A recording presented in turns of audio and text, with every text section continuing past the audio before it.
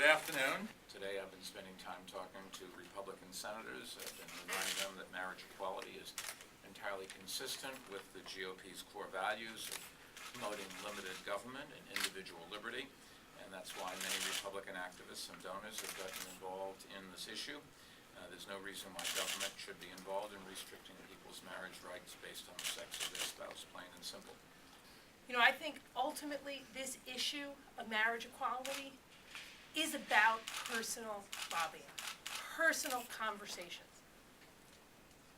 Because at the end of the day, I think it's really hard to look the mayor of the city of New York in the eye and say the people he represents who are LGBT are less than the people he represents who are heterosexual. I think that's really hard for senators to do. You know, people will talk to you about poll numbers, they'll talk to you about the economy, they'll talk to you about politics and how this will play in the election. But at the end of the day, this is a simple question. For the New Yorkers who are LGBT, does the New York State Senate want to say they matter?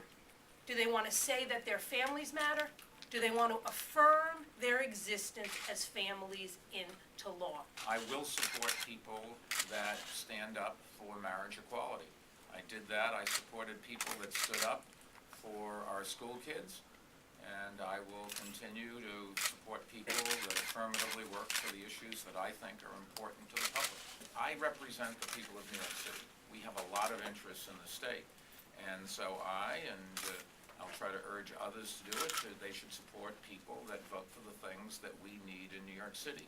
The real world is you cannot pick one issue and say it's all or nothing, but that's not to say that you can't emphasize and increase your support for those that vote on the things that you think are more important, and particularly when you get to something like this, which I think is critically important for the state and for the citizens.